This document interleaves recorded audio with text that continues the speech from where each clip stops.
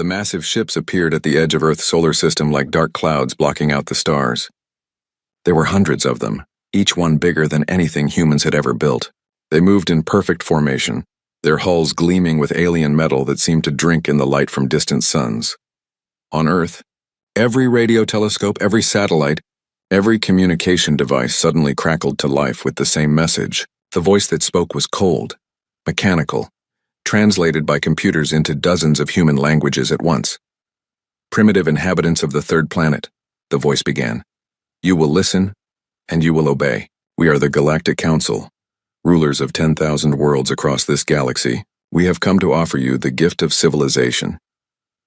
In the United Nations building in New York, Secretary General Chen Martinez sat at the head of a long table surrounded by world leaders. Every screen in the room showed the alien fleet hanging in space like a sword over humanity's head. The translated voice continued its speech, and Martinez noticed that several delegates had gone pale with fear. "Your species has reached the primitive stage of space travel," the alien voice said. "This makes you eligible for inclusion in our great empire. You have 7 of your solar rotations to make your choice. Surrender completely, destroy all weapons, and accept our rule. Do this, and your people will be allowed to live as servants in our vast domain." The message then shifted to show footage from other worlds. Burning cities filled the screens. Creatures that looked like giant insects fled in terror as alien soldiers marched through their streets. Proud civilizations reduced to ash and rubble, world after world all showing the same pattern of conquest and defeat. "These worlds chose to resist," the voice explained with what sounded like satisfaction. "They learned that resistance is futile. They learned that the Council's power cannot be challenged. You will learn this truth as well, or you will share their fate." Ambassador Vexthul of the Hegemony spoke directly to the camera now. He was tall and thin, with purple skin and eyes like black holes. His species had been the first to join the Council willingly, 3,000 years ago. Since then, they had helped conquer countless worlds. "Look upon your primitive weapons," Vexthul said, his voice dripping with contempt. "Look at your small ships that barely reach your own moon. Look at your divided nations that cannot even make peace among themselves. How can you hope to stand against the might of the galaxy itself?" More footage played. The Council's war machines rolled across alien landscapes like unstoppable metal mountains. Their ships turned entire cities to glass with single shots. Their soldiers, wearing armor that made them look like walking tanks, cut through enemy forces like wheat before a harvester. "We have destroyed civilizations that existed for millions of years," Vexthul continued. "We have brought order to chaos, unity to division, peace through strength. Your choice is simple: join us willingly, or be crushed beneath our feet." The message ended with coordinates for where Earth's surrender would be accepted. The alien fleet remained where it was, waiting, confident that no rational species would choose destruction over servitude. In the UN building, silence stretched for long moments. Several delegates whispered prayers in their native languages. Others stared at the screens showing the alien fleet, calculating impossible odds.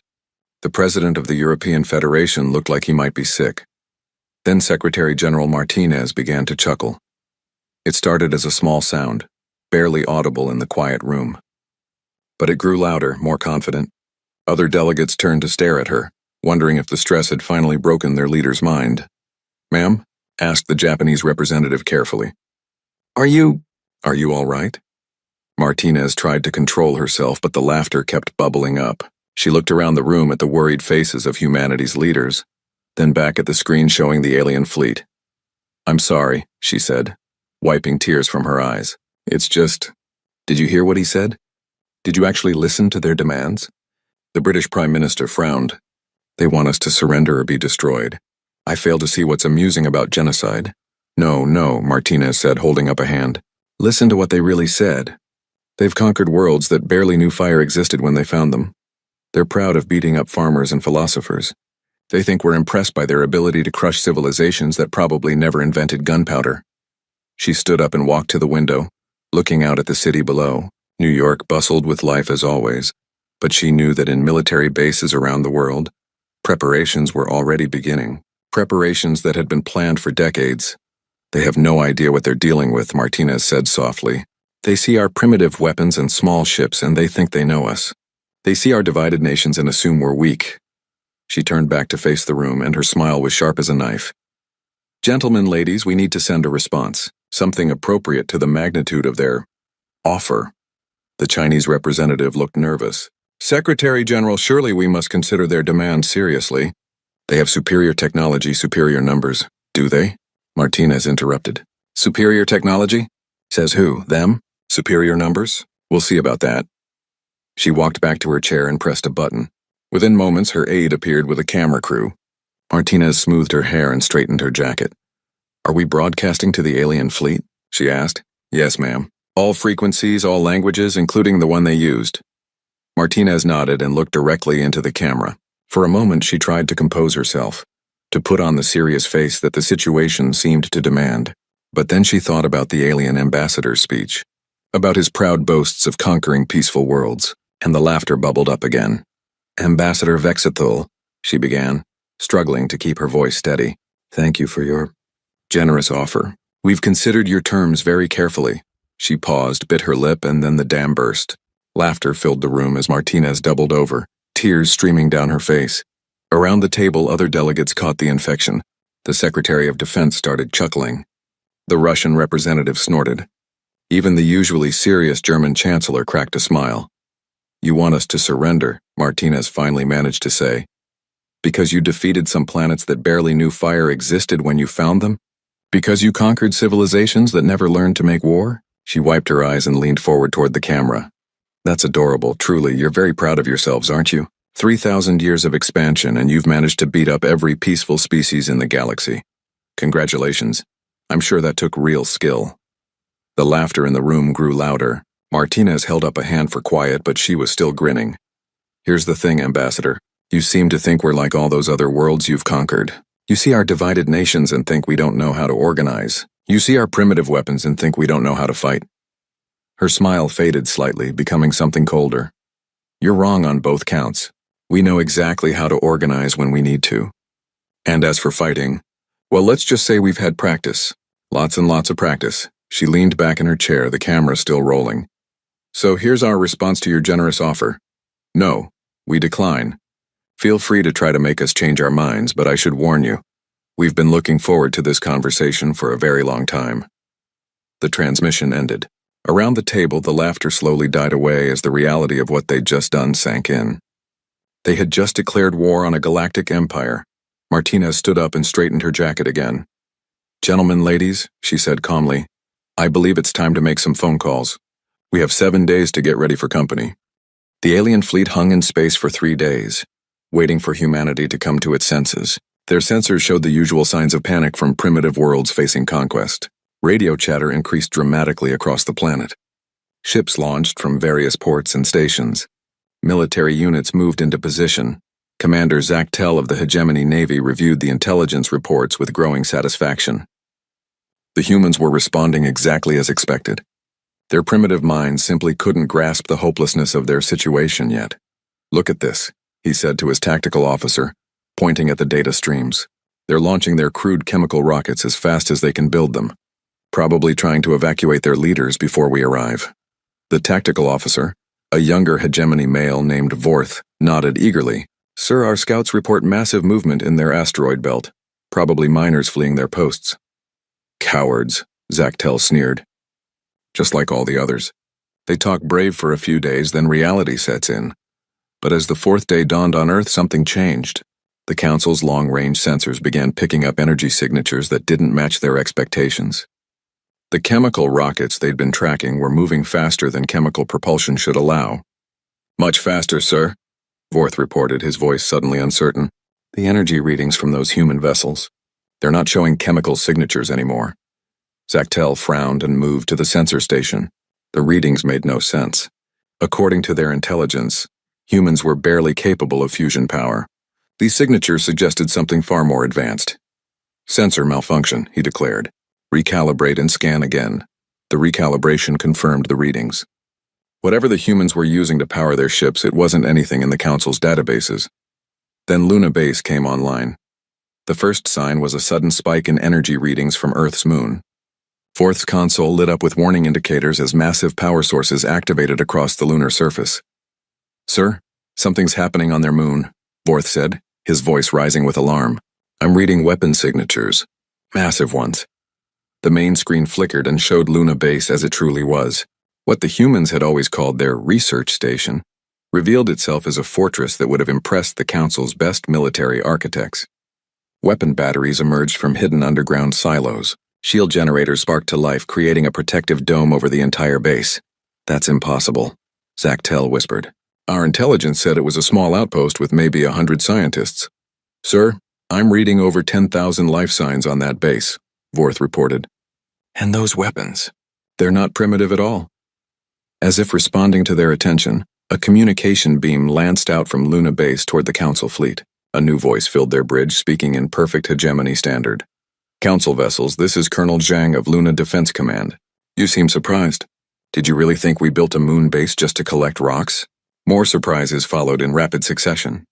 Across the solar system, installations that had been dismissed as minor mining operations or research stations began revealing their true nature. The asteroid series opened like a flower, showing massive shipyards hidden beneath its surface. Europa Station's ice drilling platforms rotated to reveal weapon emplacements. The abandoned stations around Jupiter's moon suddenly blazed with activity. "This is impossible," Zactel said again, but his voice had lost its confidence. "Our scouts surveyed this system for months. These installations weren't here."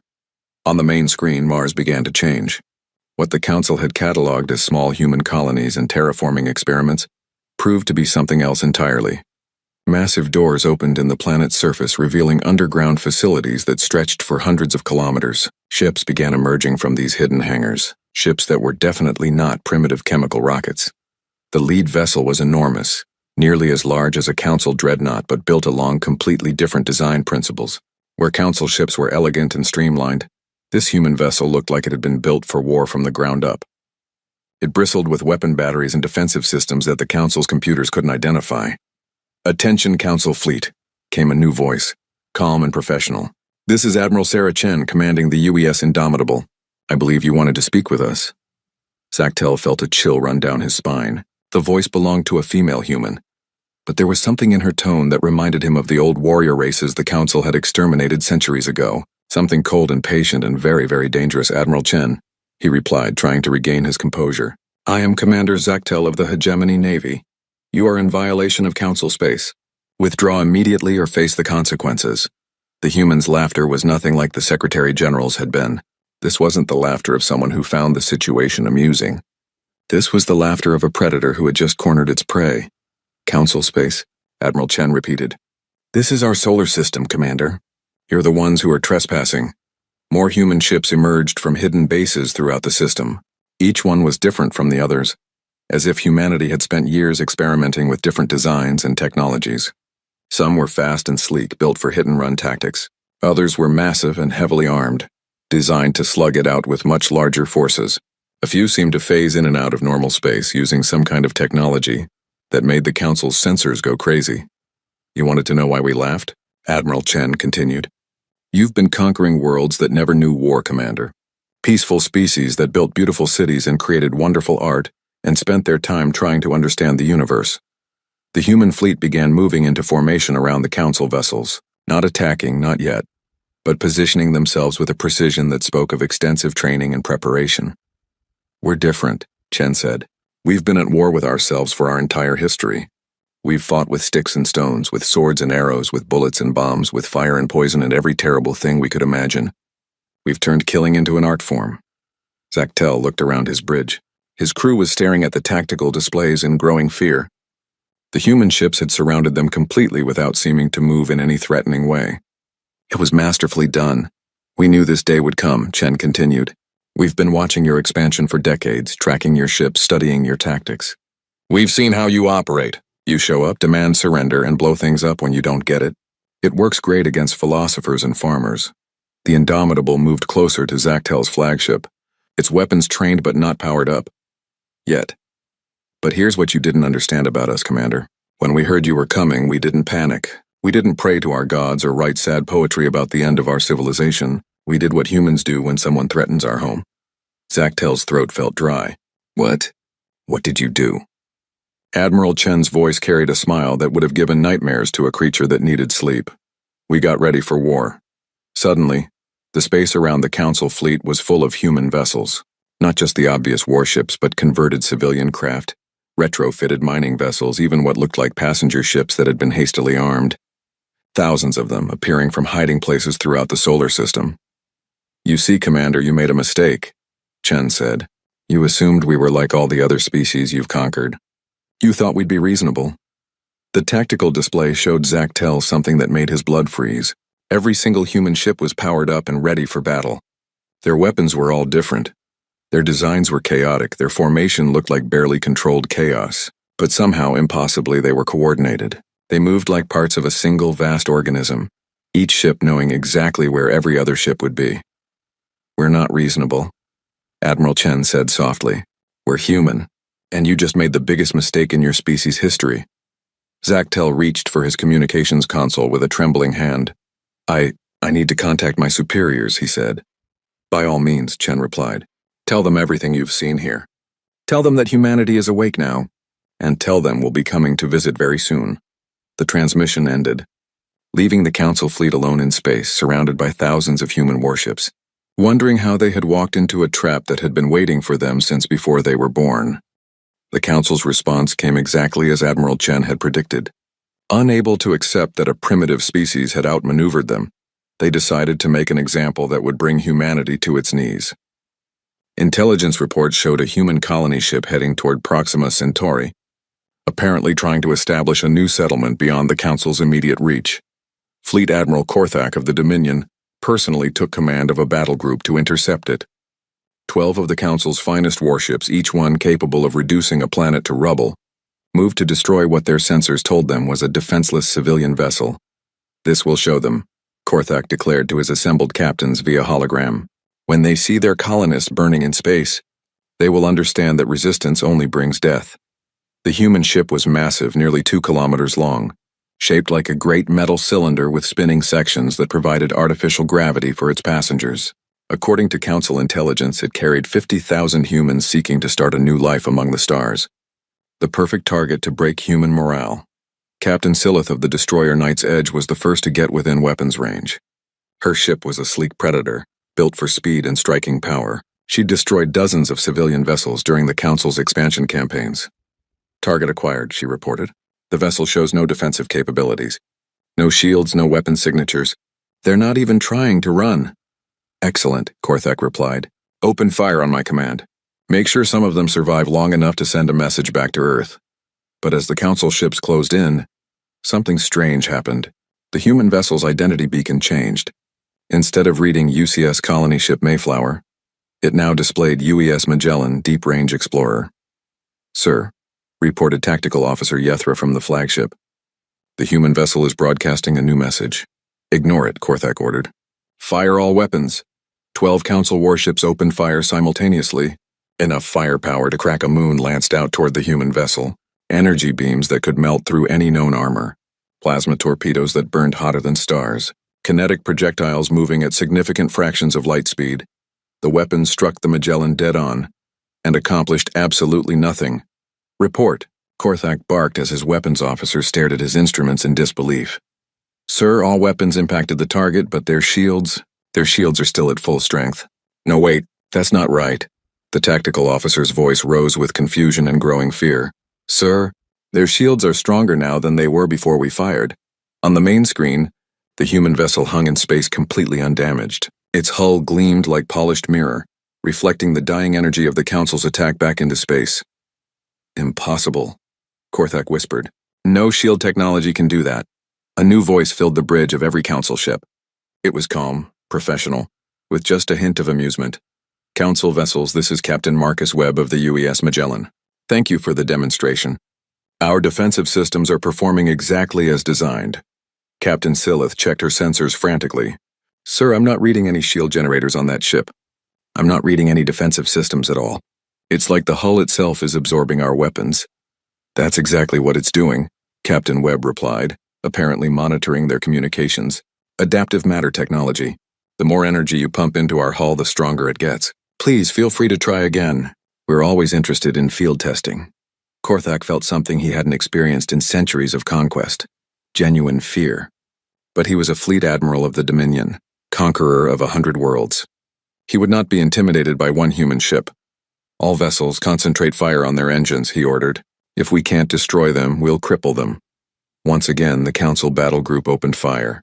This time they focused all their weapons on the Magellan's rear section, where conventional wisdom said the engines would be most vulnerable. The result was the same. The human ship absorbed every joule of energy and converted it into something that made its hull glow with an inner light. "You're really not getting this, are you?" Captain Webb said, and now he sounded genuinely amused. "Let me give you a demonstration of how this is supposed to work." The Magellan's hull suddenly reconfigured itself. Sections that had looked like cargo bays opened to reveal weapon systems that made the Council's arsenal look like toys from a child's playroom. The ship didn't just have guns mounted on its surface. The entire vessel seemed to be a weapon. Every surface capable of projecting destructive force. "Captain Silith," Webb said, addressing the Knight's Edge directly, "your ship has a crew of 423. They all have families, children, people who love them. I want you to remember that in the next 30 seconds. What happened next redefined the Council's understanding of precision warfare. The Magellan fired a single shot, just one, that passed through the Knight's Edge's shields as if they weren't there. But instead of destroying the ship, it surgically removed every weapon system, every engine, every piece of equipment that could be used for war. In 30 seconds, the Knight's Edge went from a predator of space to a helpless hulk drifting among the stars. But every life support system was intact. Every crew member was unharmed. They were alive, but they were out of the fight forever. "Medical emergency on the Knight's Edge," Webb announced. Several crew members seemed to have fainted. "Probably shock. Don't worry, we'll make sure rescue ships can find you." Korthak stared at his tactical display in horror. The human ship had just demonstrated a level of surgical precision that should have been impossible. To disable a ship without harming its crew required split-second timing and computer control beyond anything the Council possessed. "How?" he asked, his voice barely a whisper. "How what?" Webb replied cheerfully. "How did we target your ship's systems without hitting your crew?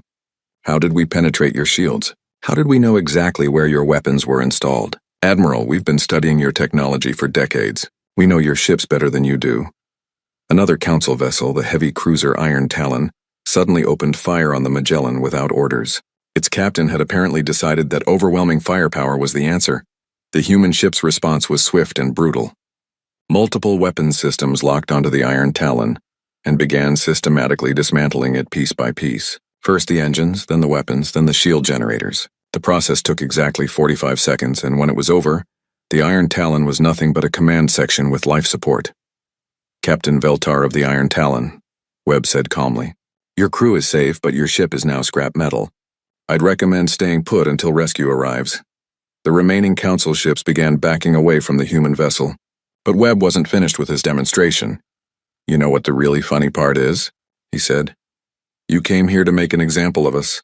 You wanted to show humanity what happens when you resist the Council. Well, you're right about one thing. You are going to send a message back to your people." The Magellan began moving toward Korthak's flagship, and the fleet admiral realized with growing horror that his weapons were useless. Everything he'd learned about space combat in 3 centuries of service was worthless against this one human ship. "The message you're going to send," Webb continued, "is that you found a ship full of human colonists, families with children, scientists, teachers, people who just wanted to build a new life among the stars, and you decided to murder them all just to make a point." The Magellan was close enough now that Korthak could see details on its hull. What he'd taken for decorative elements were actually weapon systems. The entire ship was a work of art, but it was art designed by people who understood war better than anyone in the galaxy. "But you failed," Webb said. "Not only did you fail to harm a single human civilian, you lost most of your battle group to that same civilian ship, and now you get to go home and explain to your superiors how 12 of the Council's finest warships were defeated by one human vessel that they couldn't even scratch." Korthak felt his tactical officer's hand on his arm. "Sir," the younger officer whispered, "perhaps we should consider withdrawal." "The Admiral is thinking about running away," Webb observed. "That's probably wise. But before you go, I want you to understand something. This ship, the Magellan, it's not a warship. It really is a colony vessel. Those 50,000 people aboard, they're really farmers and teachers and scientists." The human captain's voice turned cold. "This is what our civilians can do to your military. Imagine what happens when you meet our actual navy." Korthak didn't need to imagine. His sensors were already showing him the answer. Human warships were dropping out of hyperspace all around his position. Real warships this time, built for only one purpose. The Magellan looked like a pleasure craft compared to these newcomers. Admiral Chen sends her regards, Webb said. She's on her way to have a chat with the rest of your fleet back at Earth. I'd hurry if I were you. She gets cranky when she's kept waiting. The surviving Council ships fled toward the edge of the system, their crews finally understanding what they were truly facing. Behind them, the Magellan resumed its journey to Proxima Centauri, its passengers settling back into their routine as if nothing had happened. The news of the Magellan incident spread through the Council fleet like wildfire. What should have been a simple demonstration of overwhelming force had become a humiliating defeat. Fleet Admiral Korthak's report was met with disbelief. Then, anger, then growing concern as more ships confirmed the story. Grand Admiral Thexion of the Council Combined Fleet decided that enough was enough. The humans had been lucky, nothing more. No primitive species could stand against the full might of the Galactic Empire. He would personally lead the main assault on Earth and crush this rebellion before it could spread to other worlds. Prepare the fleet for immediate departure, he ordered from the bridge of his flagship, the Destiny's Edge. All vessels, all battle groups, we advance on the human homeworld at once. The armada that assembled was the largest military force in recorded galactic history. Over 3,000 ships from every member species of the Council, ranging from fast destroyers to massive dreadnoughts that could crack planets. The combined firepower could sterilize entire star systems. As they prepared to enter hyperspace, for the final jump to Earth, Thexion addressed his fleet commanders. The humans have shown more resistance than expected, he admitted. But they are still primitives fighting with stolen technology. Once we reach their homeworld, once we begin orbital bombardment of their cities, they will surrender. No species has ever withstood the full might of the Council.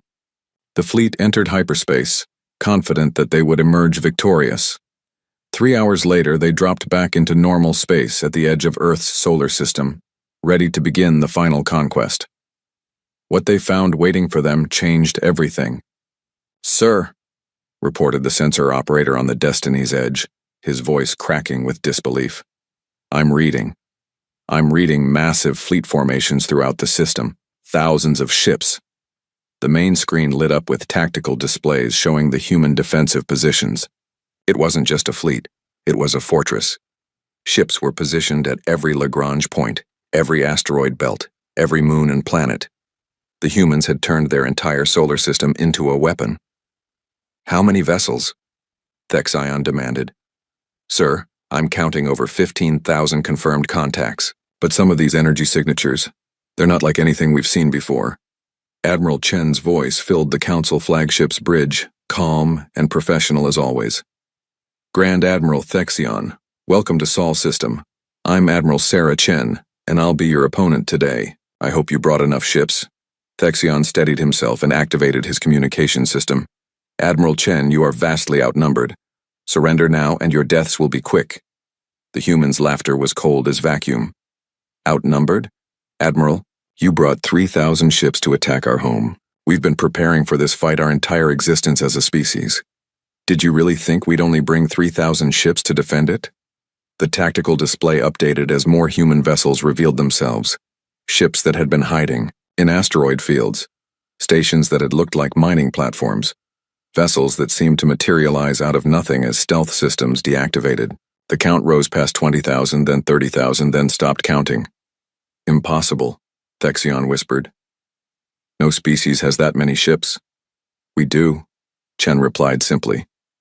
"We've been building them for 200 years, ever since we first detected your expansion. Every human colony, every orbital station, every asteroid mining operation has been contributing to this moment." The Grand Admiral studied the tactical displays with growing unease. The human fleet wasn't arranged like any formation he recognized. Instead of neat battle lines, they seemed to be positioned in overlapping layers of coverage that created killing fields throughout the system. "You still cannot match our firepower," he declared, trying to project confidence he no longer felt. "Can't we?" Chen asked. "Computer, show the Grand Admiral what he's really facing." The space around the Council fleet suddenly erupted with new contacts. Human ships dropped out of stealth, emerged from hyperspace, rose from planetary surfaces where they'd been hidden. But these weren't just more of the same vessels. These were ships the Council's computers couldn't classify. Some were massive beyond belief, mobile shipyards that could construct entire fleets. Others were so small they barely registered on sensors, but moved with impossible speed and agility. A few seemed to exist in multiple dimensions at once, phasing in and out of normal space at will. "You see, Admiral," Chen continued, "while you were conquering peaceful civilizations, we were doing something else. We were perfecting the art of war. Every human conflict, every battle we've ever fought, has taught us something new about how to kill efficiently." The Council fleet began its advance, but the humans didn't wait for them to get into range. The first wave of human attackers came, from everywhere at once, ships dropping out of hyperspace inside the Council formation, vessels rising from the solar system's debris fields, fighters so small and fast that point defense couldn't track them. What followed wasn't a battle, it was a systematic dissection. The humans fought like nothing the Council had ever encountered. Their ships coordinated with inhuman precision, but their tactics were pure chaos. Vessels would ram Council ships. At full speed, their hulls designed to survive the impact and keep fighting. Others would sacrifice themselves to create openings for their allies, showing a disregard for individual survival that terrified the Council crews. "Sir, the humans are using kamikaze tactics," reported the tactical officer. "They're deliberately ramming our vessels. All ships, evasive maneuvers," Thexion ordered, but it was too late. The human fleet had already adapted to the Council's attempts to avoid them. Ships that looked crippled would suddenly spring back to life, attacking from unexpected angles. Vessels that appeared to be retreating were actually repositioning for flanking attacks. The Council's superior firepower meant nothing when the humans refused to fight a conventional battle. They struck from ambush, used the system's asteroids and planets as cover, and seemed to have contingency plans for every possible situation. "Admiral," Chen's voice came over the communication system again, "you wanted to know the difference between you and us?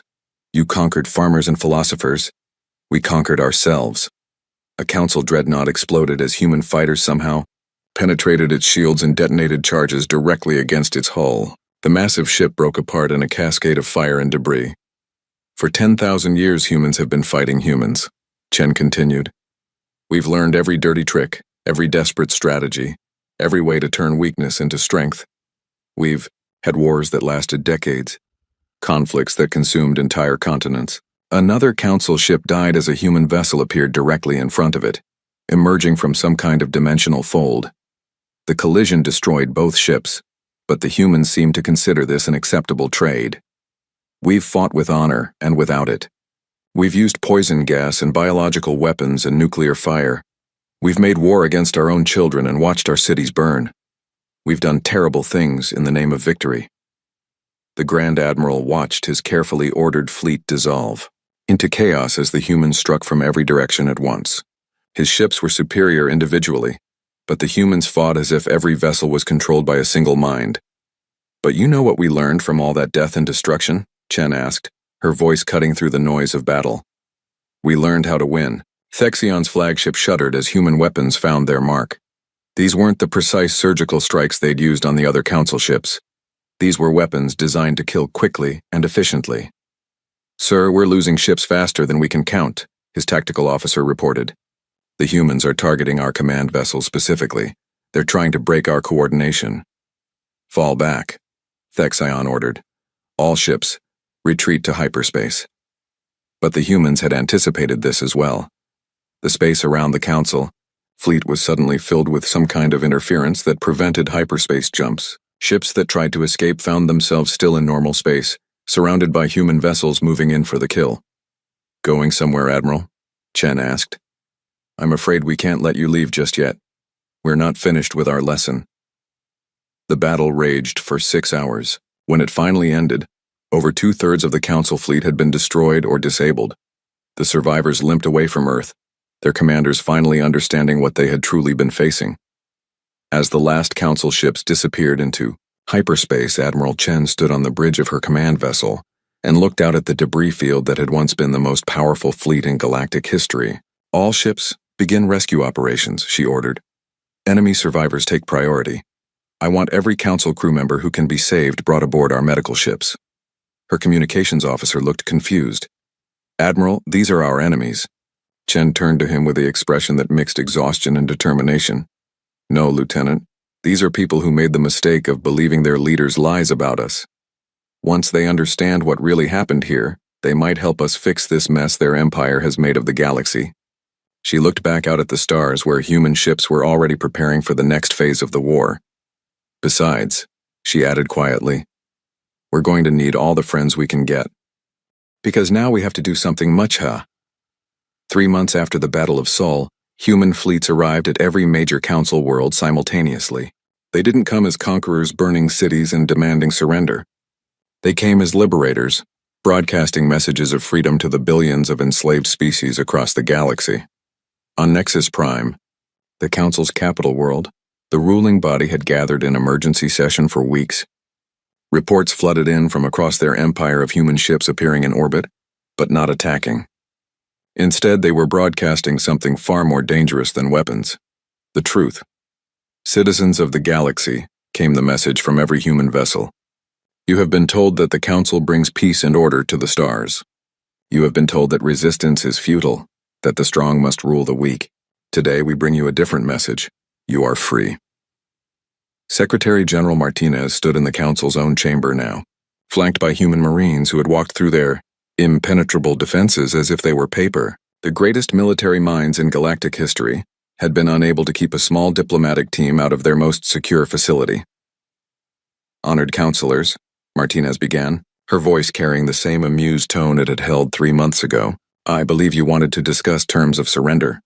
Counselor Zarthek of the Dominion, the same being who had delivered the original ultimatum to Earth, looked around the chamber at his fellow council members. Many seats were empty now. Some representatives had fled when the human fleets arrived. Others had chosen to join the growing rebellion that was spreading across their former empire. What? What are your demands? Zarthek asked, his voice barely above a whisper. Martinez smiled and produced a datapad from her jacket. Our demands are quite simple, actually. First, the Galactic Council is hereby dissolved. Your authority to rule other species is revoked, permanently. She tapped the datapad and holographic displays filled the chamber, showing footage from across the galaxy. On world after world, the species that the Council had conquered were rising up against their oppressors. But they weren't alone. Human advisors and equipment were helping them organize their new governments. Second, every species you have subjugated will be given the chance to govern itself. We're providing them with the tools and knowledge they need to build their own societies. Counselor Valinsa of the Hegemony stood up, her purple skin flushed with anger.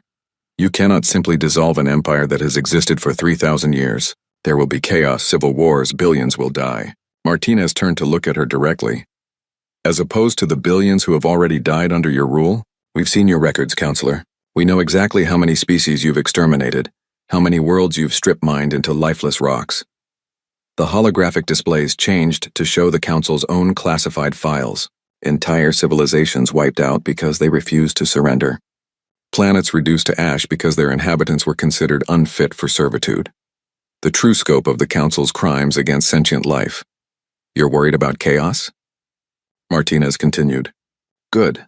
Chaos is messy and unpredictable, but it's also freedom. Better to die free than live as slaves. Zarthek tried one last desperate argument. You humans cannot police the entire galaxy. Your species numbers in the billions, but there are trillions of beings across thousands of worlds. You will spread yourselves too thin, and when you do, we will return. Martinez laughed, that same laugh that had started this whole war. Police the galaxy? Counselor, I think you still don't understand what's happening here.